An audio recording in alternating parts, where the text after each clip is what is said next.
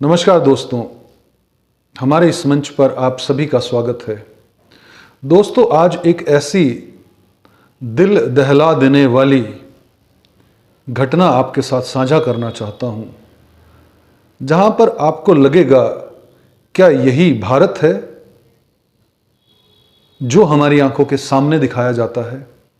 क्या यही इंडिया है जो हमारी आंखों के सामने स्वर्णिम है? 21वीं सदी का भारत, 21वीं सदी का इंडिया। और इस भारत देश को हमें खूब प्रेम करना चाहिए, नहीं तो कहीं राष्ट्रद्रोह ना लग जाए, कहीं यूएपीए की धाराएं आपके खिलाफ ना लग जाए। अभी ये कहानी सिर्फ और सिर्फ पुलिस और एनआई के बीच में फंसी हुई है, प्रशासन के बीच फंसी हुई है। और इस कहानी में किरदार हैं, प्रोफेसर हैं, पत्रकार हैं, लेखक हैं, कवि हैं, या ऐसा कहें कि वो लोग जो समाज को कुछ बदलना चाहते हैं, जो गरीबों की, जिन पर अत्याचार हो रहा है, उनकी आवाज़ उठाना चाहते हैं, जो जिनकी संवेदनाएं इतनी जीवित हैं कि वो ये देख नहीं सकते अपनी आंखों के आगे कि किसी पर अत्याचार हो रहा हो, या वो वे लोग हैं जो अत्याचार होते हुए फिर उन अत्याचार करने वालों का विरोध करते हैं और चेहरा पलट कर चले नहीं जाते, जैसा कि आमतौर पर होता ही है कि जहां पर भी अगर कहीं गुंडागर्दी हो रही हो, कहीं पर वायलेंस हो रहा हो, कहीं पर किसी महिला के खिलाफ दुर्व्यवहार हो रहा हो, तो हम तमाशा देखकर चले जाते हैं। लेकिन कुछ लोग शायद आज भी ऐसे मौजूद हैं जो अत्याचार के खिलाफ आवाज उठाते हैं और फिर उन्हें इसकी सजा भुगतनी पड़ती है। मैं बात कर रहा हूं भीमा कोरेगांव में भड़की हिंसा, जो कि 2018 के अंदर भड़की थी। एक जनसभा के दौरान एक हिंसा भड़की। मैं बात कर रहा हूं सोमा सेन और उनके और भी साथियों की। सोमा सेन की कल सुप्रीम कोर्ट के अंदर सुनवाई होती है और उन्हें वहां से जमानत दे दी जाती है। शुक्रवार को 2 जजों की बेंच जो है उनकी बेल पर सुनवाई करती है। इसमें जो जज हैं वो जस्टिस अनिरुद्ध बोस और जस्टिस ऑगस्टिन जॉर्ज, ये 2 जस्टिस की बेंच जो है, सोमा कांति जो कि एक प्रोफेसर थी, इंग्लिश की प्रोफेसर थी आरटीएम यूनिवर्सिटी नागपुर में, उनकी बेल पर सुनवाई करती है। यह पूरा मामला है 2018 का।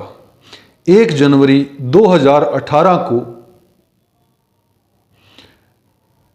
200वीं वर्षगांठ मनाने के लिए ईस्ट इंडिया कंपनी और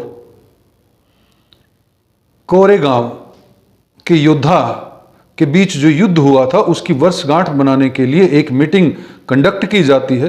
अगले दिन जनसभा होती है और वहां पर हिंसा भड़क जाती है।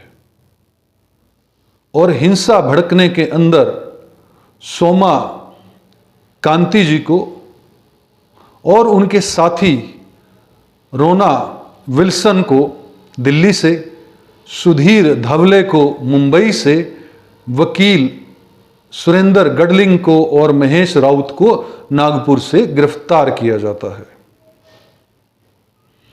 पुणे पुलिस जो है इसको गिरफ्तार करती है और उसके अंदर पुणे पुलिस जो है वो एल्गार परिषद को इसका जिम्मेदार मानती है और इन सभी लोगों को गिरफ्तार कर लेती है।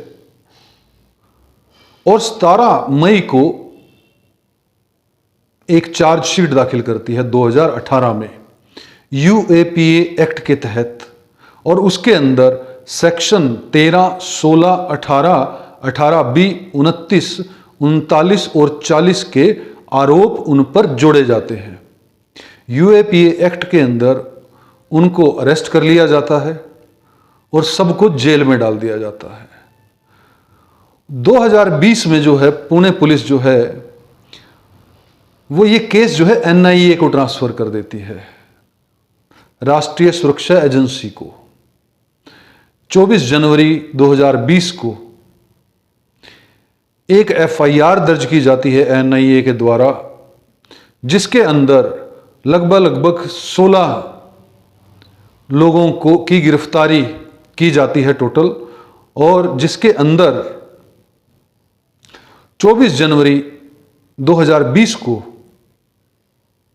एनआईए जो है एक केस दर्ज करती है, जिसके अंदर आईपीसी सेक्शन 153A, 505 1B, 117 और 34 के साथ पुरानी जो धाराएं पुणे पुलिस ने लगाई थी उसमें 13, 16, 18, 18B, 20 और 39 के तहत आरोप जोड़ देती है और एनआईए 10,000 पन्नों की एक चार्जशीट स्पेशल एनआईए कोर्ट के अंदर दाखिल करती है। ये तो पूरा मामला हुआ कि पुलिस ने क्या भूमिका निभाई, एनआईए ने क्या भूमिका निभाई, और उन पर जो मुख्य आरोप लगे वो लगे कि इनका जो है माओवादियों के साथ जो है लिंक है इन लोगों का, और ये जो है देश के खिलाफ काम कर रहे हैं। एक यूनिवर्सिटी की प्रोफेसर, एक एडवोकेट,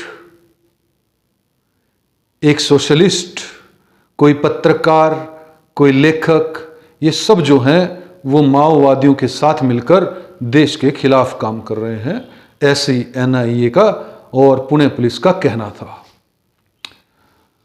बहरहाल ऐसा हो सकता है, पढ़े लिखे लोग ही आजकल देश के खिलाफ काम कर रहे हैं, क्योंकि अनपढ़ तो रहे नहीं। दोस्तों, लेकिन मजे की बात यह है कि जब 6 साल के बाद एनआईए से सुप्रीम कोर्ट की बेंच ये पूछती है कि क्या सोमा कांति जी को जमानत दे दी जाए, तो एनआईए उसका विरोध नहीं करती और कहती है कि अब इनके को जेल में रखने की जरूरत नहीं है। अपनी जिंदगी के 6 साल ये महिला, योद्धा कहूं या एक महिला कहूं, जेल के अंदर बिताती है, और भी बहुत से लोग जो हैं वो जेल के अंदर अभी भी जीवन बिता रहे हैं। इसी केस में एक व्यक्ति की मृत्यु हो जाती है और निचली अदालतों से बिना कोई राहत मिले सुप्रीम कोर्ट से ही आकर इस व्यक्ति को, इस महिला को जमानत मिलती है। लेकिन उससे भी मजे की बात एक और है कि इस केस के अंदर आज तक कोर्ट के अंदर ट्रायल शुरू नहीं हुआ। मतलब गिरफ्तार किया गया, जेल में डाल दिया गया और कोर्ट के अंदर केस का ट्रायल ही शुरू नहीं हुआ। 6 साल बीत गए, अभी और भी बीत जाएंगे। गुनाहगार हैं या नहीं हैं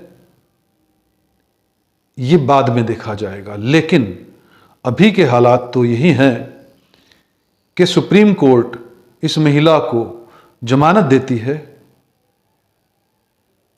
और अभी भी और भी साथी जो हैं वो जेल के अंदर हैं। वाशिंगटन की एक संस्था है, वो आरोप लगाती है कि इस हिंसा के अंदर किसी और का हाथ था और हैकर्स की मदद लेकर जो है वो स्टेन स्वामी के लैपटॉप के अंदर झूठे एविडेंस जो हैं या झूठे एविडेंस ही कहेंगे, झूठे एविडेंस जो हैं वो प्लांट करवाए जाते हैं। ऐसा वाशिंगटन की 2 संस्थाओं ने, अमेरिका की 2 संस्थाओं ने ऐसा दावा किया है। बहुत ही बड़े अखबार के अंदर, बहुत ही बड़े प्लेटफॉर्म से ये न्यूज़ जो है वो सामने आई है कि हैकर्स की मदद लेकर इन लोगों के खिलाफ जो है सबूत बनाए गए, मतलब झूठे सबूत इकट्ठे किए गए और उनको गिरफ्तार किया गया और आज वो जेल में सड़ रहे हैं। अपनी जिंदगी के 6 साल वो जेल के अंदर बिता चुके हैं। इसके अंदर एक व्यक्ति हैं जिनका नाम है सुधीर धवले, जिनको 2011 के अंदर भी राजद्रोह के मुकदमे में अरेस्ट किया गया। आतंकवादी संगठन से जुड़े होने का आरोप लगाया गया और बाद में वो जो है वो कोर्ट से बरी हो गए। और उनके जो वकील थे सुरेंद्र गडलिंग, उनके वकील थे उस केस में, वो आज इस केस के अंदर जो भीमा कोरेगांव केस है इसके अंदर अभियुक्त है, एक्यूज्ड है। क्या इशारा करता है ये पूरा का पूरा मामला? क्या वाकई ही हम इस देश के अंदर लोकतंत्र के अंदर रह रहे हैं? सरकारें कोई भी हों, क्या दोषी को सजा मिलती है? क्या निर्दोष को न्याय मिलता है? या सालों साल जिस तरह से फिल्मों के अंदर कहा जाता है तारीख पर तारीख, तारीख पर तारीख, तारीख पर तारीख सिर्फ और सिर्फ मिलती रहती है।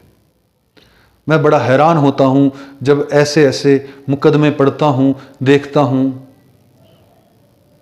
जो लोग दलितों के खिलाफ हो रहे अत्याचार, गरीबों के खिलाफ हो रहे अत्याचार की आवाज़ उठाते हैं, इन लोगों में से अधिकतर लोग पत्रकार थे, प्रोफेसर थे, लेखक थे, जो अपनी कलम के माध्यम से इस समाज को जागरूक कर रहे थे, जो दलितों के खिलाफ अत्याचार जो हो रहा था उस पर आवाज़ उठाते थे, जो गरीबों की आवाज़ उठाते थे, जो अत्याचार कर रहे थे उनके खिलाफ आवाज़ उठाते थे।